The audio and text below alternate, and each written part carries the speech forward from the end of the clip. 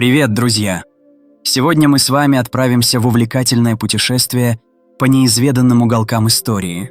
Мы поговорим о тех страницах прошлого, которые редко попадают в учебники, но при этом способны перевернуть наше представление о том, как развивался мир. Это не просто набор фактов, это аналитический разбор, где мы попробуем понять, почему некоторые события остались в тени, что они значат для нас сегодня и какие уроки мы можем из них извлечь. Погнали! История — это не только громкие войны, великие короли и революции. Зачастую самые интересные сюжеты прячутся в деталях, о которых мы даже не задумываемся. Представьте себе, в то время как официальные хроники воспевают подвиги героев, где-то на задворках происходят события, которые могли бы изменить ход времени, но по каким-то причинам были забыты. Почему так происходит? Может, потому что история пишется победителями? Или потому что некоторые факты слишком неудобны, чтобы их афишировать? Давайте разбираться. Начнем с одного из самых загадочных эпизодов древности, так называемого «Колеса излюблены». В 2002 году археологи в болотах неподалеку от столицы Словении нашли деревянное колесо диаметром около 72 сантиметров. Казалось бы, ничего особенного, но исследования показали, что этому артефакту от 5100 до 5350 лет. Это делает его одним из старейших колес в мире, созданных человеком. Понимаете масштаб? Это было время, когда цивилизации только начинали формироваться, а люди уже изобрели технологию, которая станет основой для транспорта на тысячелетия вперед. Но почему об этом так мало говорят? Возможно, потому что находка не вписывается в привычную картину. Мы привыкли думать, что колесо — это изобретение Месопотамии или Египта, а тут вдруг какая-то Словения, о которой в контексте древних технологий никто и не думал. Это заставляет задуматься. Сколько еще таких неправильных открытий пылятся в запасниках музеев? Теперь перенесемся в Средневековье, в эпоху, которую мы часто представляем как мрачное время, полное чумы и рыцарей. А слышали ли вы о битве при Карасе 1132 года? Это малоизвестное сражение произошло в Венгрии, когда король Бела II Ослепленный, да, буквально без глаз, возглавил войско против мятежников. Его армия победила, несмотря на то, что сам король не мог видеть поле боя и полагался на своих военачальников. Звучит как сюжет из фэнтези, но это реальность. Историки спорят, как такое вообще было возможно. Одни говорят, что Бела был символом, вдохновляющим солдат, другие, что его советники фактически управляли битвой. Но почему об этом не снимают фильмы? Возможно, потому что история слепого короля-победителя слишком странная, чтобы вписаться в классический образ средневекового героя. А может, потому что Венгрия того времени не была в центре внимания хронистов, как Франция или Англия. А давайте заглянем еще глубже в тень истории. Слышали ли вы про камень из Кенсингтона? Это артефакт, найденный в 1898 году в штате Миннесота, США. На камне вырезаны руны, которые, как утверждается, датируются 1362 годом. Надпись гласит, что группа викингов, да, тех самых скандинавов, добралась до сердца Северной Америки за 100 лет до Колумба. Если это правда, то вся официальная история открытия Америки летит к чертям. Но вот в чем загвоздка. Большинство ученых считают камень подделкой. Мол, слишком уж он удобный, слишком драматичный. Однако есть и те, кто указывает на странные совпадения. Руны похожи на скандинавские образцы XIV века, а местность, где нашли камень, действительно могла быть доступна через Великие озера. Так что же это? Фальсификация или сенсация, которую предпочли замолчать? Здесь мы сталкиваемся с вопросом: кто решает, что правда, а что нет? И почему некоторые открытия объявляются невозможными, едва появившись? Теперь давайте поговорим о более близких временах. О XIX веке, который вроде бы хорошо изучен, но все равно таит сюрпризы. Например, знаете ли вы про год без лета? 1816. Это было время, когда в Европе и Северной Америке температура упала настолько, что снег выпадал в июне, а урожаи погибли.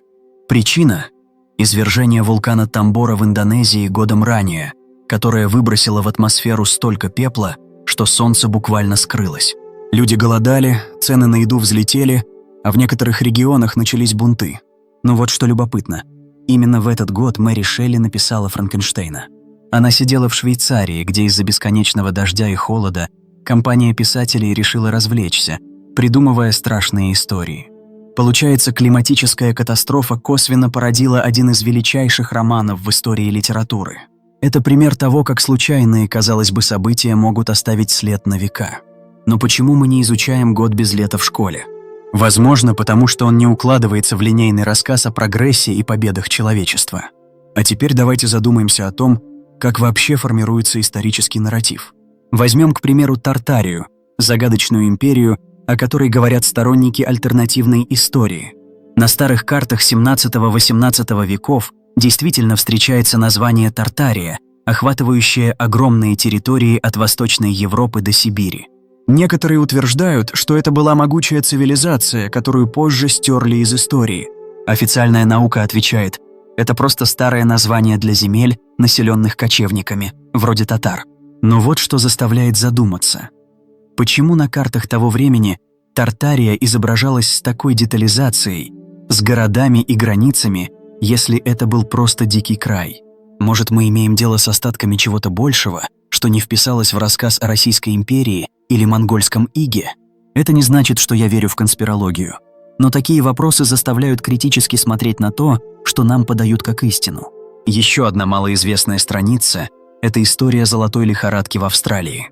Все знают про Калифорнию 1849 года, но мало кто вспоминает, что в 1851 году в штате Виктория начался свой золотой бум. За десятилетия население Австралии утроилось, туда хлынули мигранты со всего мира, включая китайцев, которые создали целые общины. Это был хаос. Шахтеры дрались за участки, правительство вводило драконовские налоги, а местные аборигены теряли свои земли. В итоге именно эта лихорадка превратила Австралию из колонии ссыльных в процветающую страну. Но в глобальной истории она осталась в тени американской версии. Почему? Возможно, потому что Австралия тогда не была в центре мировой политики. А может, потому что ее история – это не только триумф, но и трагедия, которую не так приятно романтизировать. Давайте теперь обратимся к 20 веку, который, казалось бы, изучен вдоль и поперек. Но вот вам пример. Операция «Коттедж» во время Второй мировой войны. В августе 1943 года американские и канадские войска высадились на острове Киска в Алеутском архипелаге, чтобы выбить оттуда японцев. Они готовились к жестокой битве, но обнаружили, что остров пуст. Японцы эвакуировались за 2 недели до этого. Казалось бы, победа без боя, но в итоге союзники потеряли больше 100 человек из-за дружественного огня и мин, оставленных противником. Это был абсурдный эпизод войны, о котором мало кто знает. Почему? Потому что он не вписывается в героический рассказ о великих сражениях. Но такие истории показывают, насколько хаотичной и непредсказуемой может быть реальность. И вот мы подходим к главному вопросу. Почему эти страницы истории остаются неизвестными? Тут есть несколько причин. Во-первых, история – это всегда выбор. Кто-то решает, что важно, а что нет. Во-вторых, многие события просто неудобны. Они противоречат официальной версии или ставят под сомнение величие наций. В-третьих, мы, люди, любим простые сюжеты – герои, злодеи, победы. А реальность сложнее, и в ней полно оттенков серого. Но именно эти оттенки делают прошлое живым и настоящим. Так что же нам делать с этими неизвестными страницами? Я думаю, их стоит искать. Копаться в архивах, читать старые книги, задавать вопросы. Потому что история – это не только то, что нам рассказали, но и то, что мы сами можем открыть. И кто знает, может, следующая великая тайна ждет именно вас? Спасибо, что провели это время со мной. Если вам понравилось это путешествие по забытым уголкам прошлого, ставьте лайк, подписывайтесь на канал и пишите в комментариях, какие загадки истории вас волнуют. До встречи в следующем видео.